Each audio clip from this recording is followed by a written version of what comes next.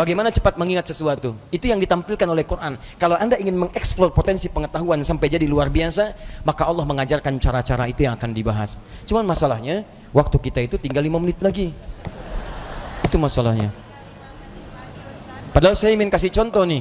Ini teorinya, ini contohnya, ini prakteknya. Hasilnya jadi begini. Ibnu Sina, Al-Kindi, Al-Farabi, Al-Ghazali, Al-Battani, ya, Ibnu Battuta dan sebagainya, saya turunkan. 5 menit cukup insya Allah? Cukup, baik. Baik, ini saya nggak bahas dulu ya, karena waktunya terbatas ya. Nanti saya bahas di malam Jumat insya Allah Al-Quran Sunnah Solution. Saya simpan di sini. Baik, silahkan Mas. Jazakallah khair. Semoga Allah muliakan antum. Baik. Satu, baik. Satu, cara cepatnya. Cara cepat ini Bapak Ibu bisa praktekkan kepada anak-anaknya nanti ya. Kita harus yakini karena ini Allah yang menginformasikan. Kita dikasih pengetahuan, kewajiban kita adalah memaksimalkan pengetahuan ini untuk mengoptimalkan fungsi kehidupan di dunia. Kita kan hidup di dunia butuh pengetahuan. Ya, bagaimana mengoptimalkannya? Ini saya percepat. Satu, yang standar dulu, standar. Quran surah Al-Alaq ayat yang pertama. Iqra bismi rabbikal ladzi khalaq. Secara sederhana, baca diartikan belajar. Orang Arab sekarang kalau menyebut Iqra, aina taqra, maksudnya aina tadrus, di mana belajar. Maka yang pertama, maaf kalau Anda muslim, Anda beriman, ya, beriman kepada Allah, yakin dengan kesempurnaan diri kita, kewajiban pertama untuk memaksimalkan pengetahuan, tidak boleh ada orang Islam yang tidak belajar, mesti belajar. Kemudian diturunkan lewat hadis Nabi sallallahu alaihi wasallam, lihat cara belajarnya, perhatikan caranya. Awas, bukan biasa. Talabul ilmi fardhatun ala kulli muslim. Belajar, menuntut pengetahuan, ilmu. Nabi mengatakan talabul ilmi. Nah, ini yang mau saya garis bawahi. Ini kadang-kadang suka jarang diterangkan syarahnya secara mendetil. Al-ilmu, talabul ilmi, mencari ilmu. Apa artinya ilmu? Dalam istilah bahasa Arab, cuma ada dua pendekatan makna pada ilmu. Satu al-fahmu, kedua al-idrak. Al-ilmu huwa al-fahmu wal-idrak. Ini yang standar nih. Ilmu itu artinya paham, fahmu, paham. Yang kedua idrak, dijangkau dan dikuasai. Jadi kalau bapak, ibu, atau anaknya misalnya disekolahkan dimanapun, jangan cukupkan hanya hadir di sekolah saja. Jangan cukupkan ditempatkan dia duduk di dalam kelas, jangan. Itu bukan sifat muslim.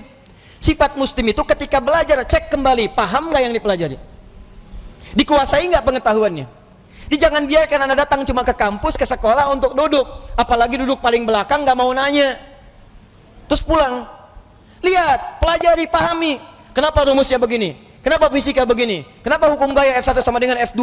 Kenapa gaya ada tekanan F sama dengan berbanding lurus dengan P? Apa hukum Pascalnya? Kenapa bisa begini? Modifikasi lagi, keluarkan rumus cepatnya. Itu sifat muslim. Hadirkan dalam kehidupan.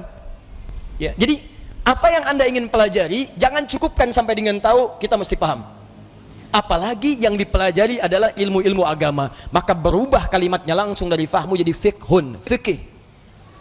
Fiqhun. Kalau Anda ingin berusaha sampai paham, maka diawali dengan tak di depannya, tak tambah tak. Kalau semangat Anda berlipat, ingin benar-benar paham, berlipat semangatnya, tambahkan tasydid sebelum huruf akhirnya. Pakai taf, tasydidkan. Maka dari fikih jadi tafaqqaha, ya tafaqqahu, tafaqquh. Muncul Quran surah ke-9 At-Taubah, ayat ke-122, paling kiri sebelah bawah di mushaf. Tafaqquh. Falaula nafara min kulli firqatin minhum ta'ifatun liyatafaqqahu fid din. Wa ma kana al-mu'minuna liyanfiru kaffah. Tidak semestinya semua orang beriman berjuang ke medan perang semua. Falaula nafara min kulli firqatin minhum ta'ifah. Mesti ada sekelompok orang yang berkonsentrasi di antara mereka, orang-orang beriman. Apa konsentrasinya? Liyatafaqqahu fid din, untuk mendalami ad-din. Langsung menggunakan tafaqquh. Yang didalami apa? Ad-din. Apa itu ad-din? Islam. Tahu dari mana? Quran surah ketiga ayat ke-19. Inna ad-dina 'indallahil Islam.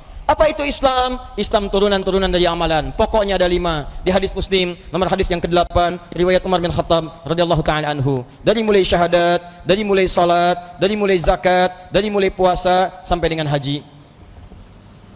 Kalau Anda ingin belajar salat, jangan cukupkan tahu cara takbir. Takbirnya begini ya, ucapkan Allahu Akbar sampai dengan salam. Pertanyaannya, Anda paham nggak yang dibaca? Jangan-jangan selama ini Anda salat, Anda nggak ngerti yang dibaca. Ruku Anda nggak ngerti yang dibaca.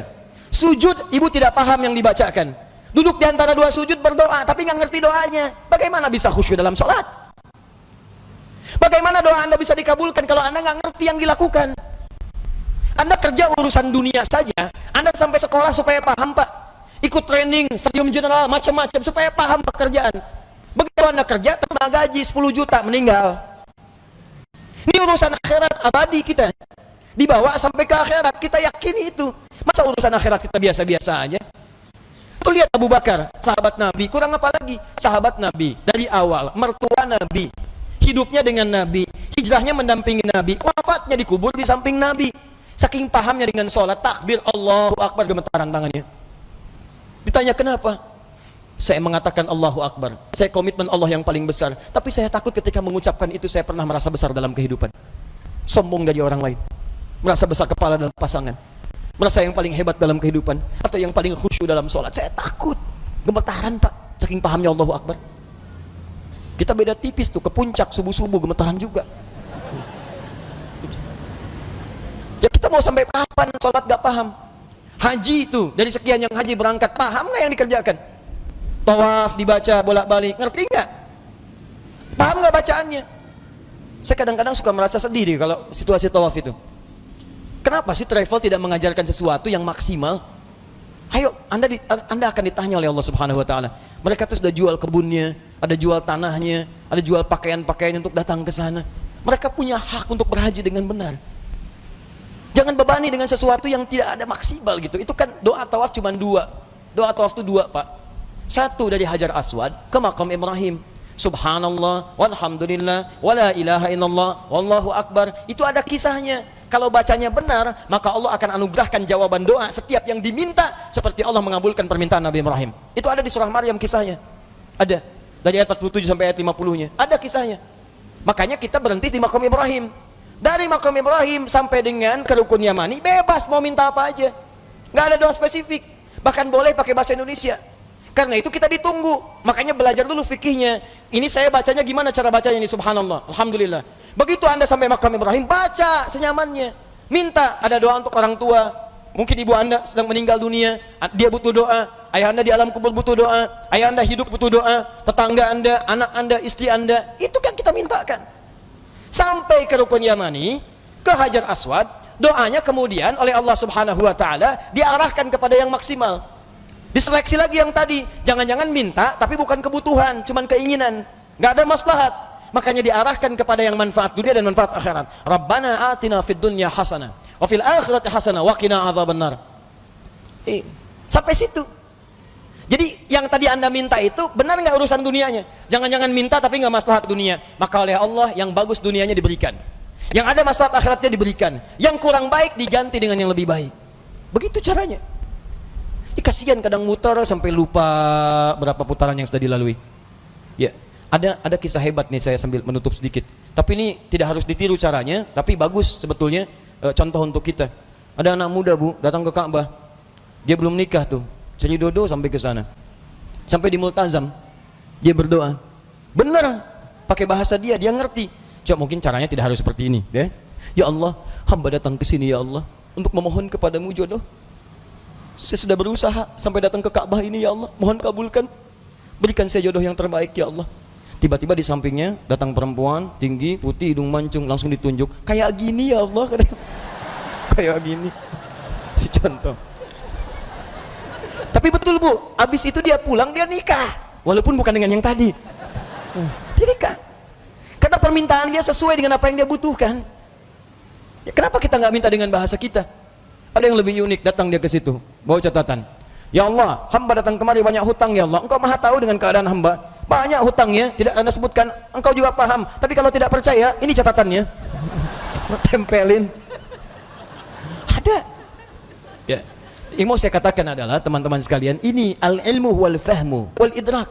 Anak pulang dari sekolah datang ke rumah cek lagi, nak tadi belajar apa? Dulu ibu kami begitu, pulang tadi belajar apa? Coba ajarkan lagi. Seperti apa? Kenapa ketemu begini? Kenapa begitu? Maghrib semua TV berhenti. Ayo datang semua mengaji. Mau lari kemanapun akan dikejar, Bu. Saya pernah sembunyi di bawah lemari, dikejar. Cari mana katanya? Cari, suruh menghadap. Kalau belum mengaji nggak bisa tenang. Ini kita kehilangan nilai-nilai itu. Jadi kita tuh mesti pintar, Pak. Dulu orang begitu. Di ngajinya tuh jelas, begitu dibahas pengetahuan, dikuasai dengan baik. Silahkan cek ulama-ulama dulu, penguasaannya itu total. Nah, tapi ada satu hal lagi. Jika Anda kerjakan ini, maka Anda akan mendapatkan percepatan pengetahuan dari Allah Subhanahu wa taala melampaui batas-batas pengetahuan biasa. Apakah kemudian tips yang diberikan oleh Al-Quran sebagai petunjuk itu, ini yang paling penting kita dapatkan. Tapi sayang, waktunya habis, kita harus berjumpa dengan kesempatan yang berikutnya.